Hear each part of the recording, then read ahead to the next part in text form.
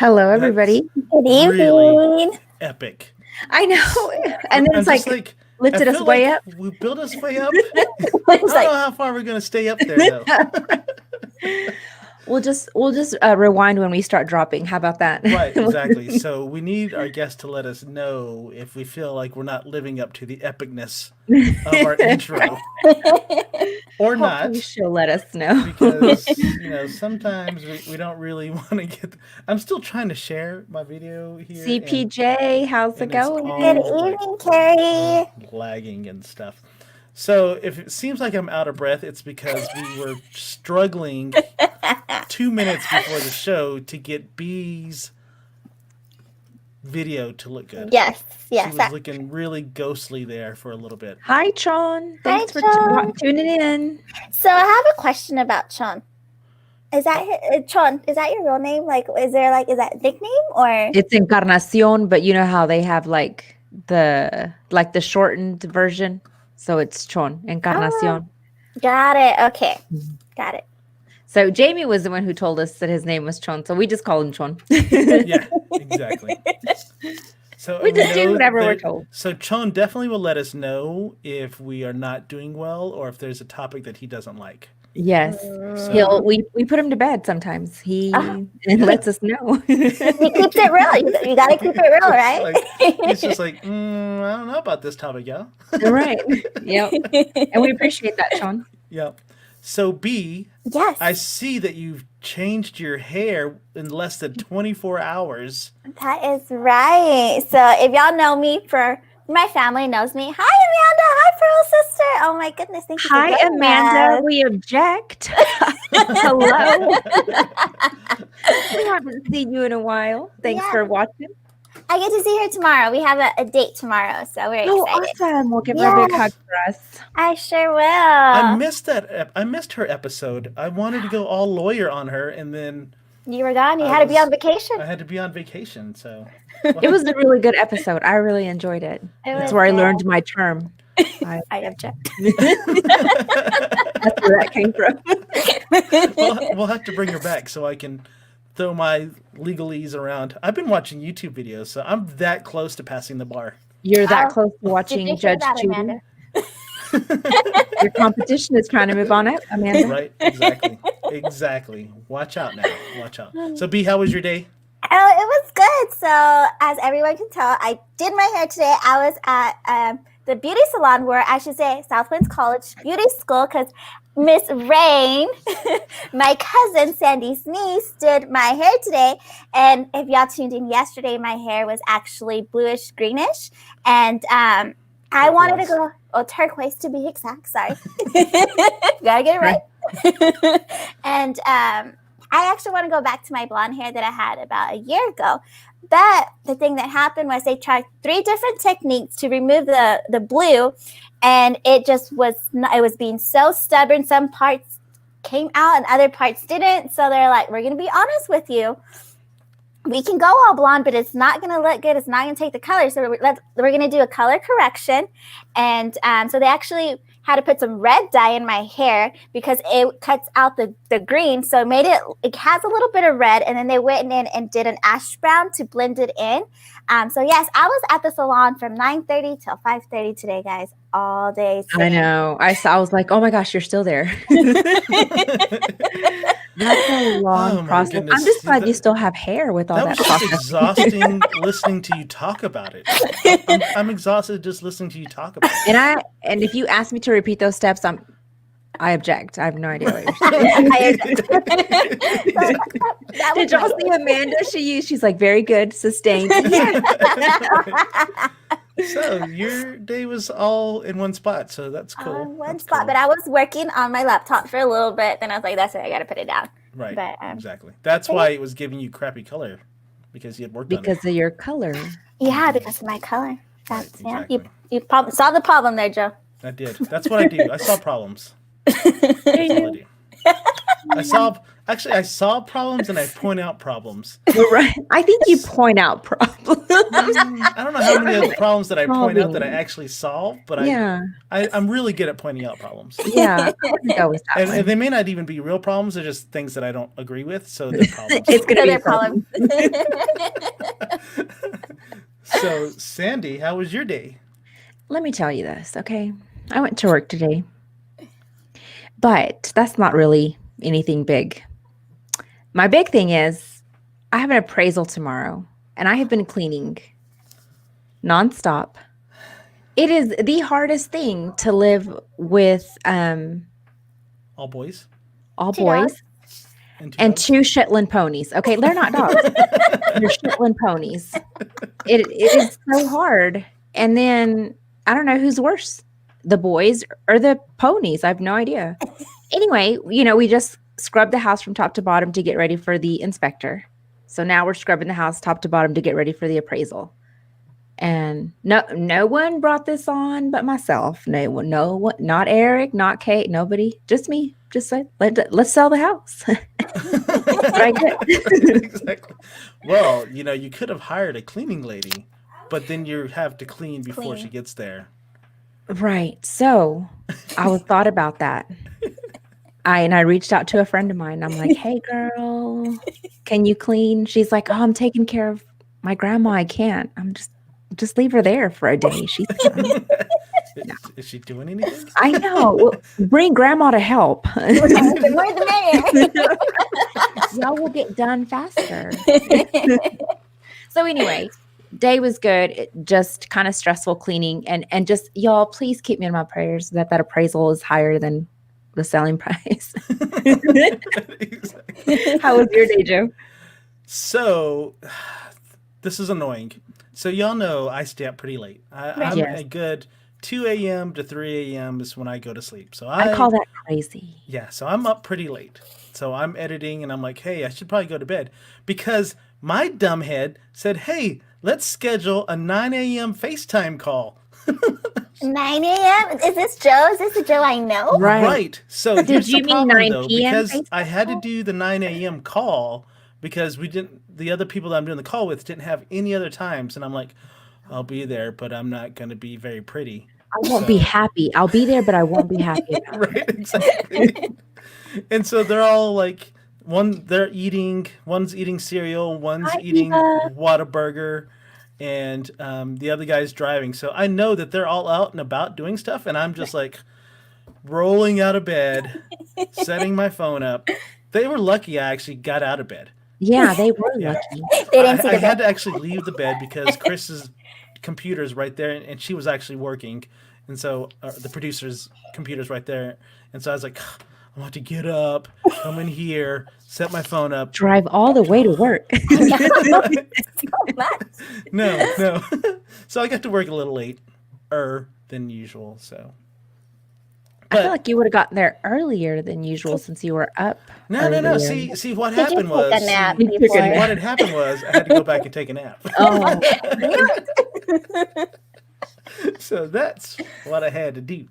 Hey, Sandy, looks like somebody says that they want to hire you. where? I don't see it. Here.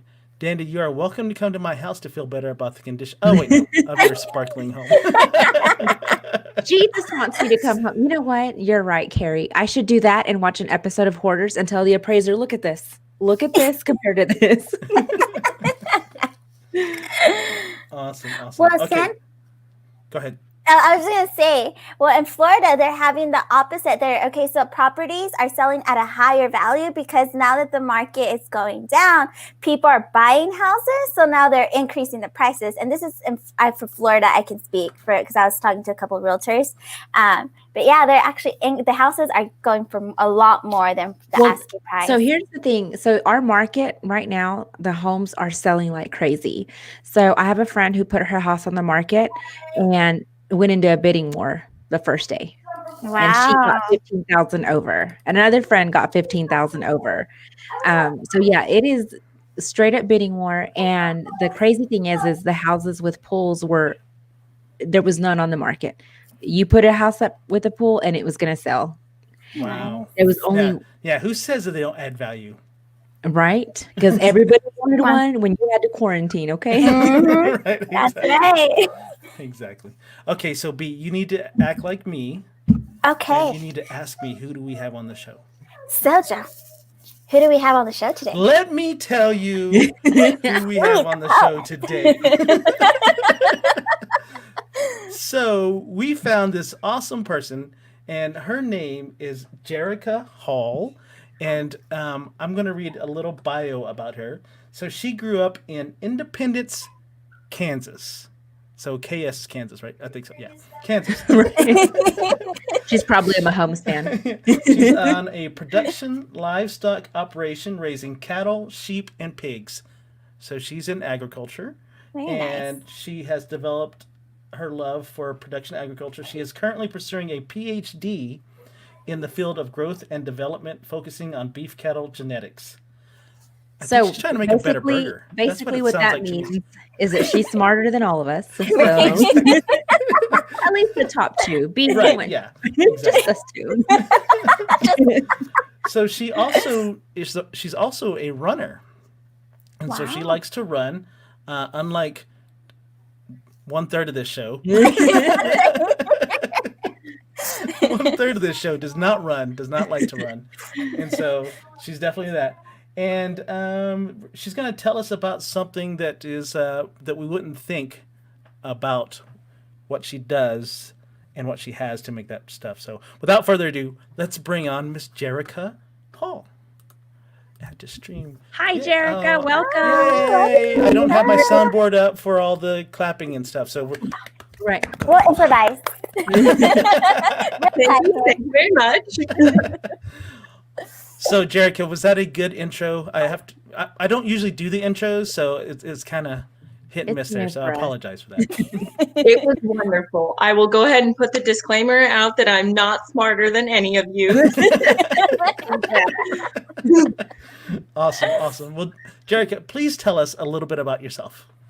Yeah, so I was asked to be on the show to talk about overcoming obstacles. So I have cerebral palsy, and that's part of what brought me onto this show to talk about it today. But like my bio said, I grew up loving animals, working in production ag, and I run to alleviate stress, among other things. I just love hanging out with my friends and really anything that's a good adventure. I can travel all the way across the country, and I am down to eat any good food anytime. So I if love it. anyone has great good food recommendations here in Lubbock, feel free to share because I'm still scoping out the area. Okay, so let's stop right there. Food recommendations. Have you been to Dirk's downtown? No, I don't even know what you're talking about. 16th and Avenue Q. Yeah. Okay. It is called Dirk's, and he has the best rotisserie chicken you will ever eat. Okay, so my husband was like, "Oh, I don't know about rotisserie chicken," and he's like, "We should go back and have some more." And I'm like, "We should." But yeah, I recommend it. Breakfast, you're right. Awesome. Well, Jerica, tell us about your degree. Yeah, so I actually just finished up my master's, which was in breeding and genetics, again, still in the animal science side. And as I said earlier, that was in Fargo, North Dakota, so completely different climate. And that was far too cold and far too dark for me, so I came on down here. And I work in beef cattle. But my PhD focus is in growth and development. So I'm kind of marrying what I did in my master's program, looking at genetic influences and how that changes the final growth potential of beef cattle. Oh wow! So I was right then. You're trying to make a better burger.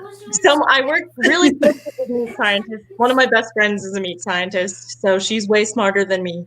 So I just try and follow her lead. So how far are you into your PhD program?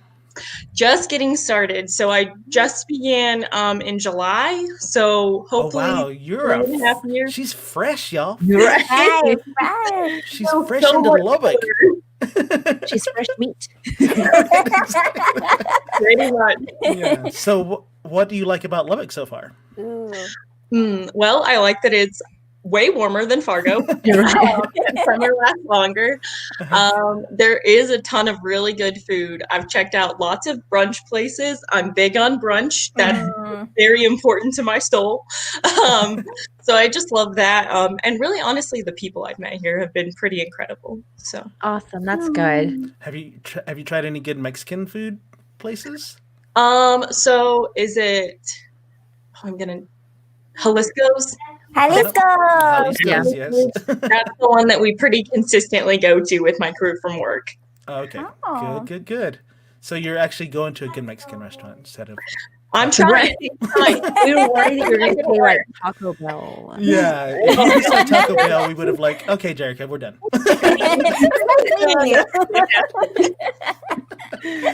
Okay, so Jerica, we brought you on for a reason. So tell us about what most people would think would be an obstacle for you. So. Sure. So I will start you gave a really good intro to that. I have cerebral palsy, which for people that aren't familiar, it is the #1 childhood disability, both worldwide and in America. And for people that aren't familiar, it's also the one that normally comes up on commercials of if you had any sort of birthing complication and your child had cerebral palsy. And so it has a very wide range of what it can look like. A lot of people associate it with children and adults that are wheelchair bound, which is most commonly quadriplegics, where it affects the function of all 4 limbs. But it can also affect the function of just hemiplegic or one side, which is what I have. So my official diagnosis is hemiplegic spastic cerebral palsy. And I was diagnosed at just before my first year of life, so around 11 months. And so that's to say it's all I've ever known.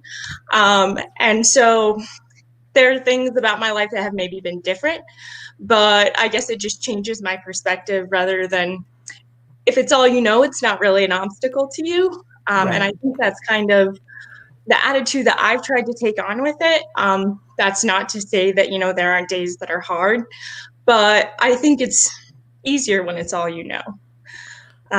So yeah, I started out, what I also tell people is, has everyone watched Forrest Gump on this show? Mm-hmm. Everyone familiar with that? Maybe except Sandy.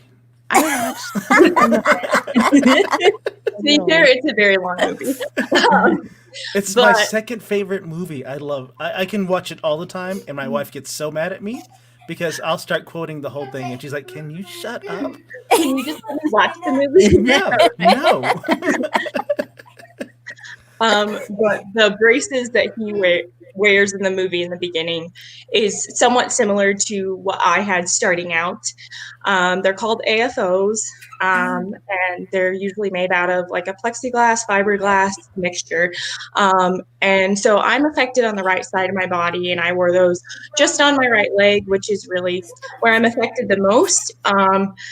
And then when I was 6, I actually had a surgery that at the time was very experimental. I was the 6th person in the world to have that surgery. Wow. And it was actually all credit to my surgeon. So shout out to Dr. Rich, who was a female surgeon. So we love that for her. And she's pretty phenomenal. And it worked out really well for me. As they mentioned, I'm a runner. Please don't think I'm fast or that I have great form. She is super fast. Yeah. So how did you get involved in running? Yes. Because I know that you obviously you have a different gait than most people. So how did you just say, "Hey, I'm going to do this," or how did it come around? So I'm very stubborn. That's the first thing that we should address. You know someone like that. So for the first several years of my life, we did a lot of doctor hopping to figure out who was willing to really try and treat the disability as best as they can and improve my quality of life. And quite a few of the doctors in the beginning gave the prognosis of, well, you will never walk without medical assistance. You will never live an active lifestyle. And running would never be something I could do. And so then after middle school, I was dealing with a lot of chronic pain associated with my disability. And I kind of just decided I didn't want to be someone who was super dependent on painkillers starting at the age of 11. So when I was in high school, I knew I wanted to be active, but I also knew sometimes playing just normal sports, I wasn't able to do that as easily. So I actually got in touch with several of my friends that are far more athletic than me and enjoyed running. And they really took me under their wing. And I started with just a mile down our little county road, and I ran to the little white church and back. And it was a lot of run walking, very clumsy. And then I just fell in love with it. I did. And it did a lot for pain management. And that's probably the number one reason that I run. But also, I think just knowing that I can after I was told I couldn't is very, very important to me. It was like in your face. Right. Right. It very much was. Oh yeah, let me show you. That is probably what gets me through, like when I run the longer races, like half marathons, that last mile is really tough. And I always just tell myself, well, you have to keep going because they said you couldn't, so you can't let them be right. Wow, what a motivation. Right. That one day I will do that. There you go. We can help I'm you. not in any hurry. Jerica said she will train you, Joe. Yes, Jerica, right here. You got training. She would hate me. She would unfriend me. She would block me, and then she'd be like, "Never ever come around me again." The beauty of running is you can do it at every pace, Joe. Right? I would be the nightmare student. Yes. Not true. They don't exist. Yeah. I hear a challenge. I hear a challenge there. So here's some comments real quick. Jerica, you are smarter than me. I only run to the fridge. That is not a good running path. My hips don't lie. And Sean said, like me. And Shauna said, Jerica leaves me in the dust running. That is not true, Shauna. So how many marathons have you completed or done, or big races have you done? No marathons. Haven't made it there yet. Shauna is inspiring me to get there. It's maybe on the list now. But I've done 3 half marathons, a few 10Ks and 5Ks. I don't know how many of those. I really like trail running, actually. And so I'm discovering the canyons here. So I'm running through those. Oh, we have canyons. I know. That was like, we have canyons, Jerica? Where are you running? Right, because I haven't found those yet. Maybe you should avoid that site. No, I was kidding. Maybe not there. Yeah, exactly. No, that's awesome. So, see, now even that, like trail running, that just means more things for me to fall over and just, so. That means if I fall there, it's an excuse. That's why anyone can fall in these conditions. It's fine. So tell me about your journey, like actually picking your first 5K or whatever run that you decided to do. Did someone challenge you to do that, or did someone say, hey, let's do this together, or how did that come about? Yeah, so that one's actually very near and dear to me because I had been running probably for a good year and a half before I ever committed to doing a race. And around that time, my godmother had actually been diagnosed with MS. And that was a bonding moment for us because I think to her, while the disabilities and diseases are very different, there are challenges that can be somewhat the same. And we bonded over how to address those, how to mentally and physically overcome them, how to know how to set healthy boundaries and not push yourself somewhere that's unhealthy. And I'm really good at that. The same, loving yourself where you are and being okay with what your body's able to do that day. And she wanted to walk a 5K. So she got to walk 5K and I ran the 5K with her son. And so that was very important to me. That's an awesome story. So that was your, hey, I'm going to start doing this from now on. That is so awesome. Have you done any while you've been in Lubbock?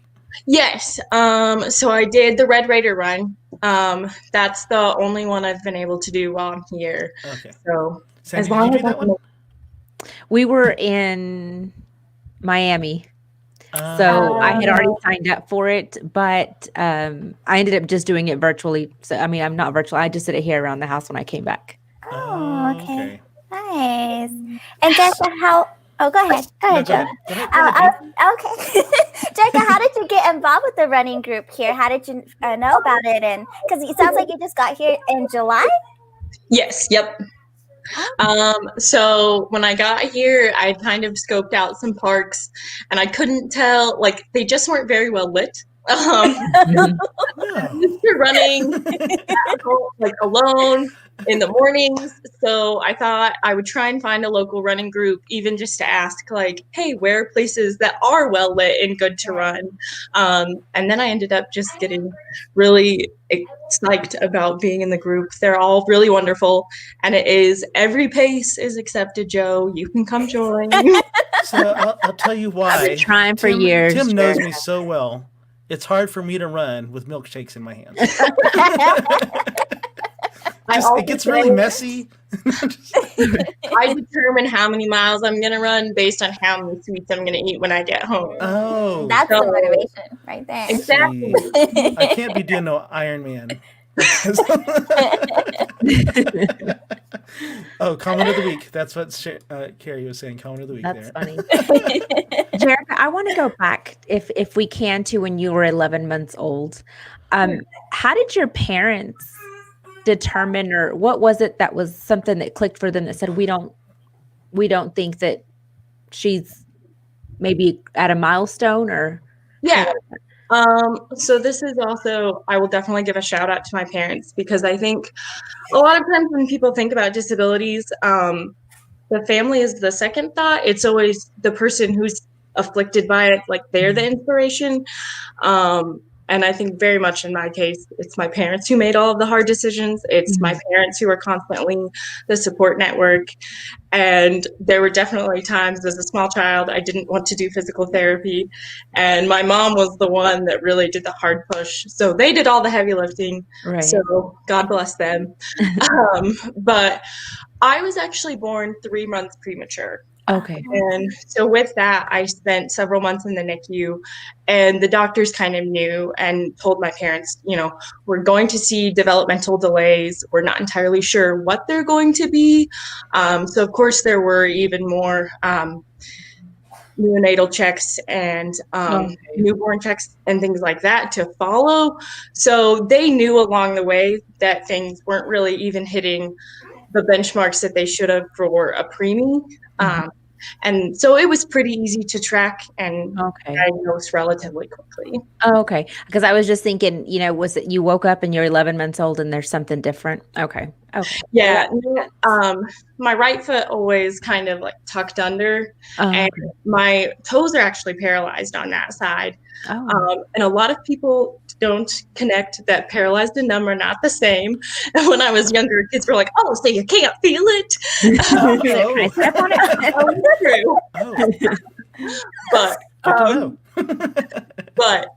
So I just didn't have a lot of muscle control. And same thing in my calf. It just didn't work right, and it was far too tight. So my gait was very, very different. Wow. And then, just to know that, and then to know that you run, it's so amazing. It's definitely very different. It's funny to me to watch people that have only known me at kind of this age and this stage versus people that have seen the full 23 years of work. Right. So did you have to do special training to figure out which gait worked for you whenever you were running, or did you have to use bracing of any kind? How did that kind of work out? That's a great question. So it was one of those, for as stubborn as I was, I knew I wanted to be smart about running in any form of exercise. So I did work with several different physical therapist assistants, a primary care physician that had been familiar with my situation. And we kind of talked about, and I would go run with them a few times of, does this gait look okay for me? Because that's one of the things that for anyone, there's not necessarily a one normal gait. You have to decide what works best for your body. And so it was a lot of that, determining what my body could do for longevity's sake and not just running as fast as I can today. Awesome. So B, you look like you have a question. Or B's frozen. Oh, yes. He's froze. I was like, what's going on there? I'll have to check on here in a second. Hello, B. B, can you hear us? I think she's lost there. Oh, she's gone. Okay. So you've been doing the running and all that fun stuff, and now you're trying to get your PhD. So you're just like so above and beyond. Is that how you always been? I don't know if I would say above and beyond. I think I've always been goal oriented. And I think I have always been stubborn. So if people think you can't do it, I think you can. You just have to put your head down and do the work for it. True. So that is one of the things where for a really long time, like I said in the beginning, it's all you knew. And so nothing about my disability really bothered me. I just walked a little different, and that was perfectly fine. But when I got into graduate school, there is a lot that goes into any sort of science field. I work in the lab about a third of the time in the feedlot with live animals, and a third of the time doing coursework and teaching. So being in the lab was probably the first humbling experience I had, because for a lot of that, it takes a lot of fine motor skills. Right. And that's not something CP is very well known for. I didn't know that. And so that was actually something. My uncle has worked in animal science research his whole entire career. And when I very first started grad school, he said, "So how's that lab work going? Is that like good for you?" And that did take a lot of playing around of, just making different stands, practicing, 10 times more than maybe your cohort. But in the end, it works. Maybe it just works a little bit differently. Right. And so I think that was really humbling, but good to learn at the same time. And then there are different things in the field and in the feedlot that maybe that's not my skill and I'm not as good at, but there are other things that I can be just as good at or better than someone else. And you just have to make a team. So having good teamwork. So did you grow up on a farm or on a ranch? Yep. So I hesitate to call it a ranch because we did not farm very much, just a few acres. But I grew up raising sheep and cattle with my dad. And then my extended family is actually a farrow to finish hog operation. So a wide array of livestock, which is what I love. Cattle pretty well stole my heart, which is why I am where I am. So yeah. It's kind of what I've always known. I was blessed to be born into the industry that I have such a passion about. Okay, cool. So I know that you have sent me some pictures, so we're going to go through those. And was there a particular one that you wanted to go through first? Was it the group? Yeah, no, it doesn't really matter. We can start with any of them. So we'll start with the group picture, and we'll start out that. This is probably my favorite picture. Oh, I see a little calf in there, right? Yes, yep. So this is one of the steers from my master's study that I did. And like I said, there's plenty of different components to the work that I do. And so in this picture, we actually had just finished doing muscle biopsies on the cattle because we were collecting it to do to look at gene expression within the muscle. And so that's kind of one of the fun things that maybe sometimes people think if you have a disability where you're not good at fine motor skills, maybe you aren't able to do it. But I was actually the lead surgeon on these very simple surgeries, but I did 90 plus of those. And then additionally, we did some other reproductive surgeries in another lab that I was able to assist with. So I love that part of my job. I love things like that and very hands-on. So is part of what you're doing, is it to better the breed or is it to understand or what? Can you tell me a little bit about that? I would say both. Okay. So a lot of what I'm looking at is what we consider basic sciences of truly understanding the mechanisms that control the final output. So I want to look at what genes are controlling different final muscle size within different muscles. So, like, for example, in humans, why is it that your quadricep muscles are larger than your calf muscle? Part of that has to do, of course, with the workload that it does, where it's positioned on your body, but also there are internal signals from your genetic code that are telling it needs to be that size. So looking at those same types of things, but in the animal. Oh, wow. And you know, I guess you just don't even think that sort of stuff is research for whatever reason. Right. It's always Yeah. definitely one of those jobs that unless you know it's out there, you're like, oh, we do that? Right. So Carrie has a question. She says, Jerica, were you in the show world? Yes, I was. I wasn't super big time, but I showed locally and kind of on the Kansas circuit. So I did American Royal a couple times, if you're familiar with the major leagues, and then all over our state shows. Oh, wow. So I've taken some pictures of high school seniors that showed, and they had like different animals and stuff like that, and so it's just interesting to me because I look at them and they're like, that steer looks the same as that steer. What's the difference? And you know, how can one be better than the other? And I know there's a lot more to it. I'm just dumb because I'm a city guy. So No, we're not dumb. We all know different things.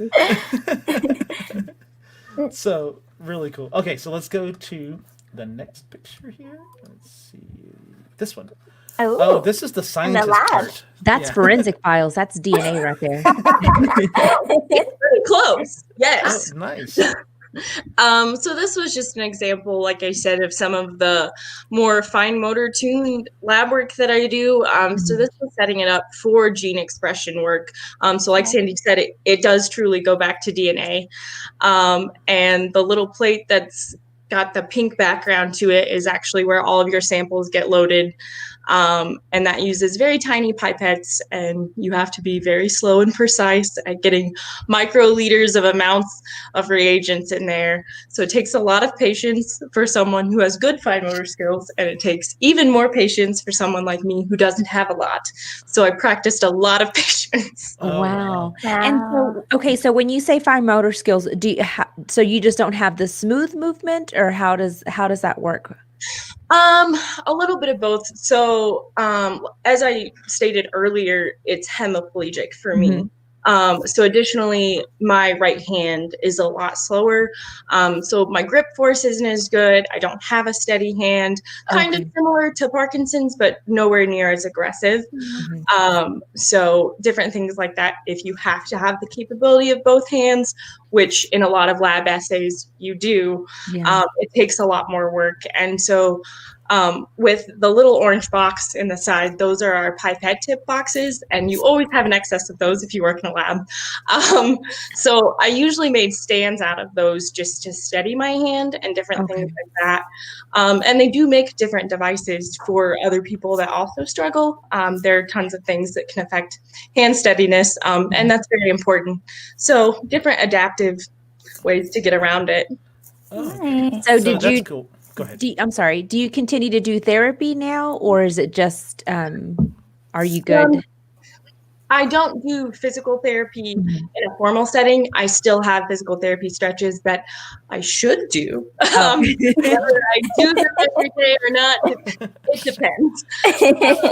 But I do pretty regularly see like a chiropractor, and I go to a massage therapist. And instead of doing massages, I usually do assisted stretching, because a lot of what I struggle with is just extreme tightness in the hamstring. And so usually if you just have someone else, make sure that you're actually stretching the right muscles, it helps a lot. Oh, okay. Now, Jerica, are you more right hand? Is that your dominant hand, or are you a lefty? I am a lefty, and they actually tested that a billion times over when I was a little kid, thinking it was due to my disability. But actually, both my mom and dad's side have a pretty high prevalence of left-handed people. So I'm pretty sure it's more genetic than anything else. Oh, okay. So you understand that really well then, like the genetics part of it, yeah. So you can write down the formula and all that stuff and be like, yes, I have this higher. I try and avoid the Punnett square side of it. I'm what we call a molecular geneticist. I avoid the quantitative math side. Okay. Sure. Yeah, me too. Yeah, I do. Oh, we have a question here. Oh, let's get this comment. The thigh muscle's bigger because lots of people skip leg day at the gym. So, and Mr. Pineapples asks, Jerica, does CRISPR technology have promise in your field? Do you already use it, or how can it advance your field? Ooh, so this is one of them where I will answer to what I feel is capable, but I'm also going to step up because I think it has promise, absolutely. I have never worked with CRISPR myself, and I've read very limited amounts because it doesn't necessarily apply directly to what I'm looking to do. But I think that it has capabilities. We use a lot of what's called SNP chips in livestock, where we know certain traits are prevalent based on the genotype. And then in livestock, for example, we can feed them either different diets or different lengths on feed based on that. So while it's not quite the same, it has a similar background to CRISPR in the sense of what you're working with, but we alter it with environment versus changing the actual genetic code. Oh, wow. Oh, wow. That was an So someone thought they would throw out some words to us. I know. Quantitative equals numbers, qualitative equals feeling. Okay, Mr. Pineapple. He's supposed to be on vacation, and now he's over here showing his wordsmithing. Right. So, I don't know. We can just bypass that. Go practice your self-care, Jaime. All right. Now, so we have Jerica. this picture here, Miss Jerica. So this was just me hiking in the canyon. So I was just highlighting that I like to adventure in tons of different places. And I still like to challenge myself. Even if it is hard, I think that's what makes it worthwhile. So lots of different terrain down here. This is at Palo, Duro, if anyone's familiar. Oh, yes. Oh, yeah. Have you done the lighthouse? Yes. How did you like it? I did like it. I did it yesterday. Now take a picture of the lighthouse. Wait, I can drive to the lighthouse, right? No. Take a bike partially there. And then went to the incline. No, someone told me about that, and they're like, "Hey, yeah, you just have to walk 2 or 3 miles." I'm like, "Hell to the no!" Round trip. It's 6 miles. I'm like, does it have lights there? Is there some type of How worth it elevator is it? to get me? A gondola? Do I get elevator back? Is someone going to carry me back? Can I just slide down the hill? Like, is there Right, exactly. I'll just trust you and that it's there. Okay, I'm good. You know what? I'll send you some pictures after this. You can look at those. Good enough. Right, absolutely. I am definitely down for that. We'll get on the Google. There you go. That's what it's for. Wow, so you've been exploring the area then pretty well. I'm trying. That's really Okay. good. That's awesome. Okay, so there's another canyon, and it is, oh gosh, Caprock Canyon? Yes, I've been to that one as well. Did you see the buffalo? Yes. B, there's buffalo there. But there's the flat, but it's really flat though. It's not like I don't think it's flat. Is it flat, Jerica? That's why it's called a canyon. But it's not like an incline like the lighthouse where it has like an actual like challenge. Like it's not I challenge you not to get hit by a buffalo. Or step in buffalo chips. We interrupted you. Sorry, Jerica. We do that. Oh, you're good. Kitty. I apologize. My cat escaped. He was supposed to be staying in the bedroom. But They don't listen.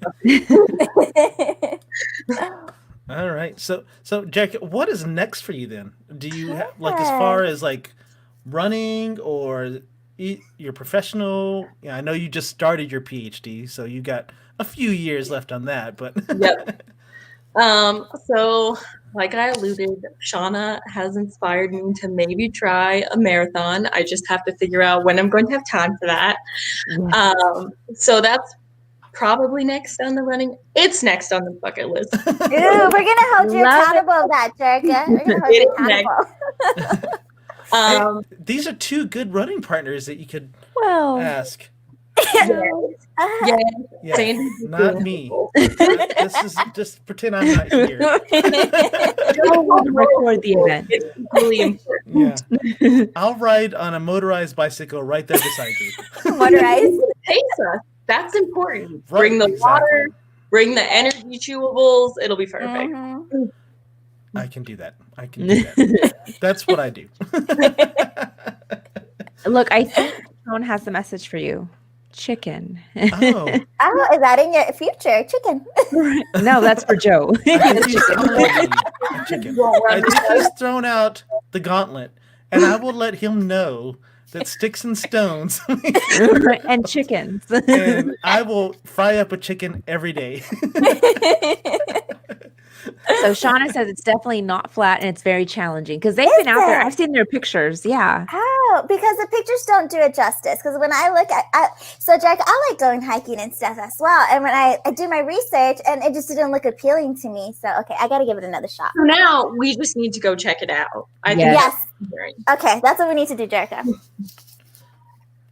And then Go Shauna ahead. said, "Yay for a marathon!" Oh, you've already said it's going to be in the newsletter, Jerica. you have to commit. And we can edit that part out if you'd like. Right, we can rewind it. It's not even live. Sean said, "And Joe." Vicky heard it too. Oh my goodness, go for it. You have a whole team cheering you on. And I'm not sure if he said I bit him. I didn't. Right. Oh, I think he's saying bite me. me. Hey, John, this is PG-13 here, yo. Right. So, Jerica, what kind of message would you have for people with your condition? You know, what do you have any helpful hints that you've come across and said, hey, this is a good thing for you to learn or you to know if you're attempting to run a marathon or something like that, or just in life in general?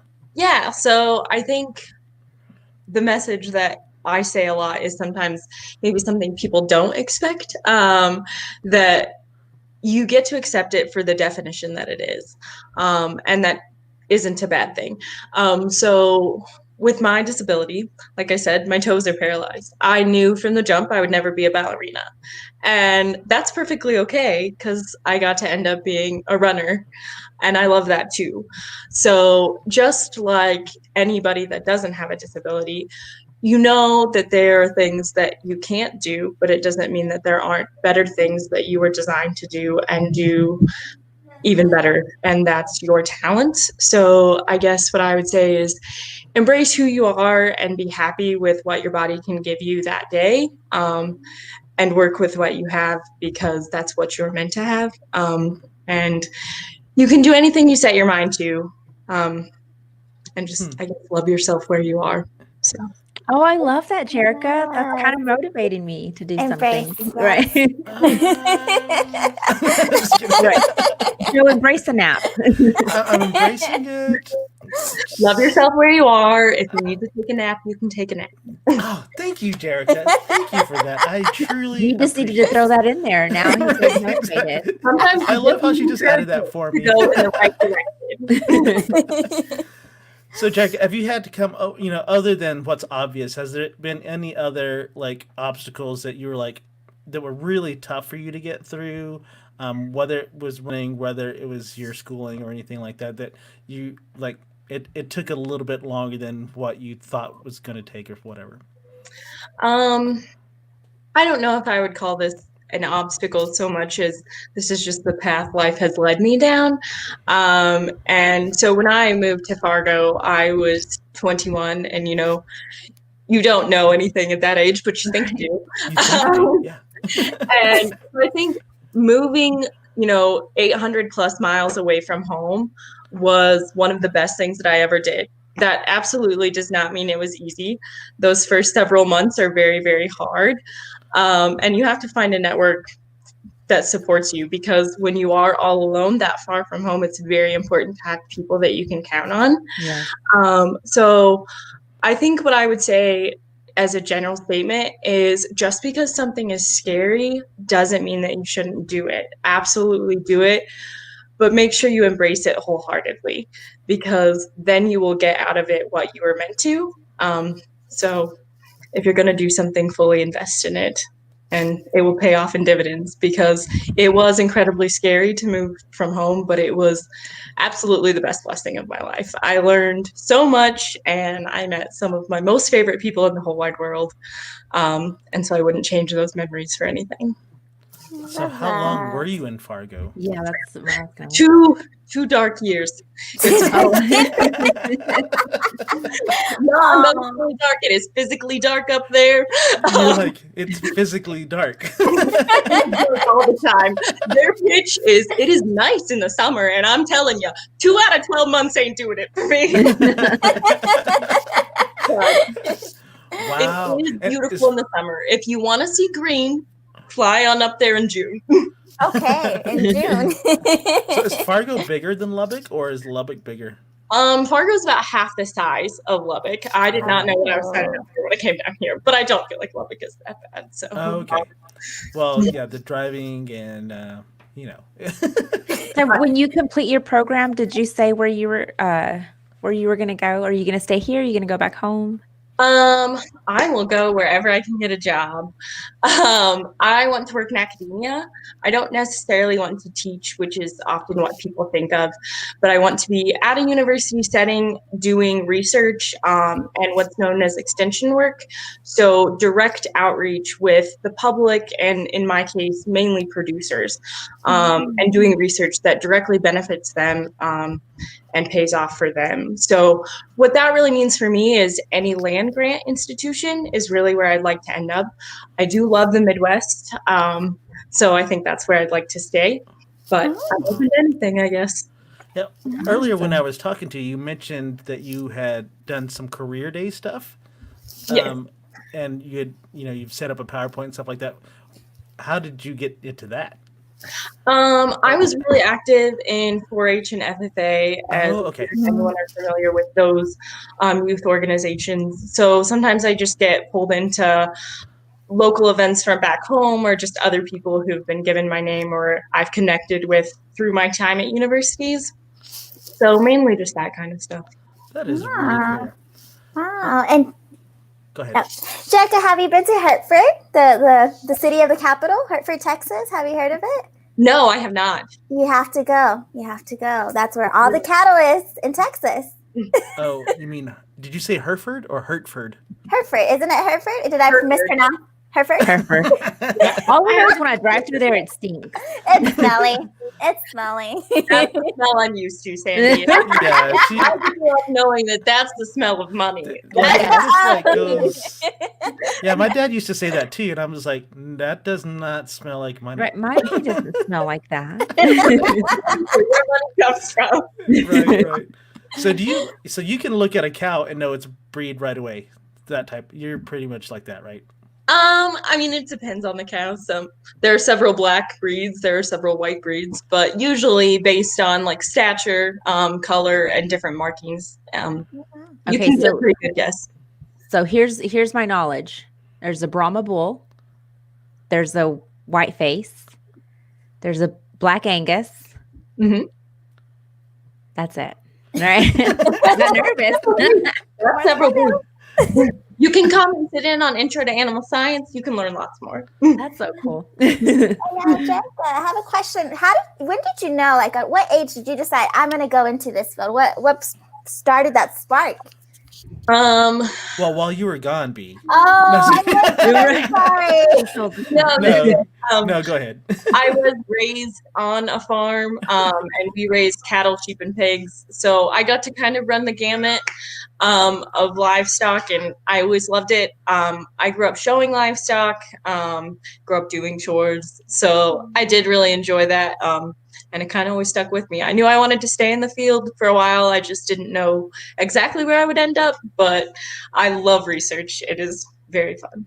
Very nice. Yeah, you said that you get home. where are you currently working that you have to work till like 7:30? Are you working at the school? Yeah, so I work in the animal sciences department there at Texas Tech. Okay. Mm. Very cool. And how long is your program, Jerica? Like, so you're in your PhD program. So how long is that? So for STEM, we don't really have a hard and fast timeline. And especially in livestock, I am at the mercy of the animals I work with. And cattle take a long time. And what I want to look at would be starting from the very beginning of conception and following those animals all the way through.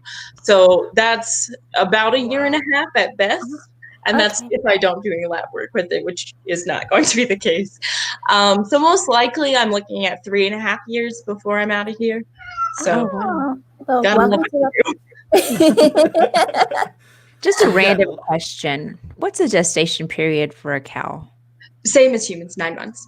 Oh, really? Okay. Mm-hmm. I don't know why. I just wanted to know that. We use it as a model for human gestation a lot of the time. It depends at what you're looking at. So, for example, because I want to look at muscles, muscle development of cattle versus humans is very, very different. So in that case, we wouldn't necessarily be a great model. Pigs are a wonderful model for most things in humans. Our digestive tracts are very, very similar. A lot of our organs, that's why we see sometimes before human to human organ transplants were super popular and successful. We got a lot of those from pigs. Really? Yep. Interesting. So it all interplays together. Jerica's like blowing our mind. I know. We're like, what? I'm not very interested because I can already talk about what I do all the time. She's like, she's all science nerd. I love it. So much. Even my other science friends are like, you're pretty nerdy. You're like, we don't want to talk. We don't talk shop with Jerica. Right. She makes us feel dumb. That's not. Never. Everyone has their own field that they're an expert in. Awesome. So Well, Christy says, yeah. the body achieves what the mind believes. Very much so. Christy is full of wisdom. And Jamie says he wonders if HH and Ed thought that way. That's my Saturday show, Jamie. Right. Tyler Stevens, does this woman align with your field? We don't know who Tyler Stevens is. Right. Carrie says it doesn't stink. That's money. And Sean wants us to run. Right. Yeah. Not gonna happen. So Jerica, thank you so much for spending your 45 minutes hour with us. I hope you enjoyed it. Right now, we'd like to give you some screen time to just discuss whatever you want to discuss or plug whatever you want to plug, whether it be your mom's favorite cookie recipe or something like that. Feel free to do that. So here you go. I guess what I will promote is Shriners Children's Hospital is actually where all of my work was done. So that's a charity that's very near and dear to my heart. So if you feel so inclined to support them in any way, either monetarily or volunteering your time at some of the local or closest hospitals, that's very important to me. And even just writing letters to their current patients can always be very uplifting. Additionally, March of Dimes Foundation is very near and dear to me as a former preemie. So if you feel so inclined to donate to that charity as well, that would mean a lot. Yay. Awesome. Thank Thank you.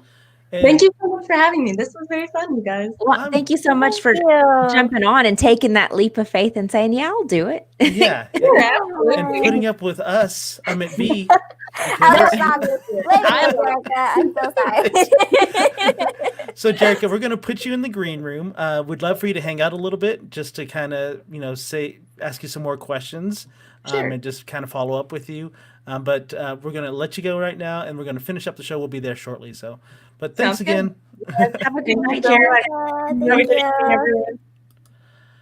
Yay. Wow. That was awesome. If I didn't feel dumb, I feel dumb. Right. If I knew some of the words she had said. He's like, where's my dictionary? I know.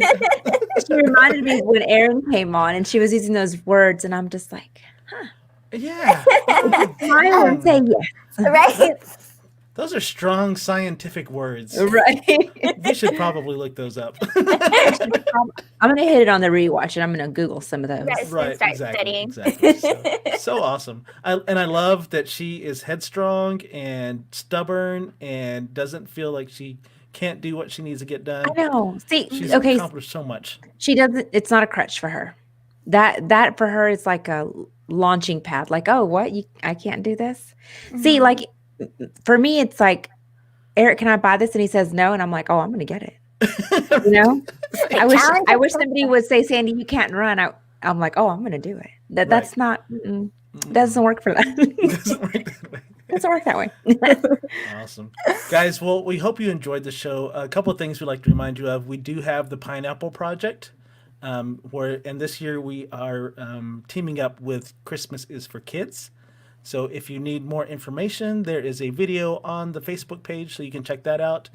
We do have a Venmo for it, and you can donate to that, but it's got a whole bunch of information. So remember, whatever you can to try to donate to that, and so we can make sure that Christmas gets to all the kids in the foster care system. So Yes, please donate, help out. And we have a couple of messages for Miss Jerica. Carrie says, welcome to Lubbock, Texas. And Shauna says, thank you, Jerica. She is amazing in so many areas. And I believe that, Shauna. Yes. yeah, What a we sweetheart. definitely know she got all the Yes. She was on top of the table when the Lord was sprinkling talent. Right, exactly. So tomorrow we will have a birth photographer. No, I'm sorry, newborn photographer. No, I was like, Newborn. no, No, not birth. I can't have it. Yeah, sorry. Gotta keep it out for the show. Not this show. No. We're gonna have a newborn photographer on. She's a friend of mine, and she does some amazing work. And so it'll be cool to kind of understand the process and check out some of her work and stuff like that. I watched a TikTok video of them wrapping a newborn to get for pictures, and I'm like, oh my gosh, that's a lot of work. Yeah, it's. And Yeah, I thought about it. I bought a whole bunch of props to do it, and then I watched some more videos, and like, and then I went on Facebook. I have some newborn props to sell. you didn't even try, Joe. Turns out you can have them. You can have the newborns. Yeah, they're all yours. I don't want them anymore. So yeah, that's exactly what was going on there. But anyways, thanks again, y'all. I hope you enjoyed the show, and And as always, Remember to wash your hands. for 20 seconds. you filthy animals. Good night, wait. everybody. Good night, everybody. Night, Keep everybody. talking Thank y'all because for I gotta find the joining us. outro. Oh, okay. Well, there's no comment. Oh, as we're going here, and I'm trying to find the right video to make sure that we. Yeah, I think See, it's- this is when it's It's the social distancing show. How did you not know? How did you not know? It's the social distancing show. How did you not know? How did you not know? It's the social distancing show. How did you not know? How did you not know? It's the social distancing show. How did you not know? How did you not know?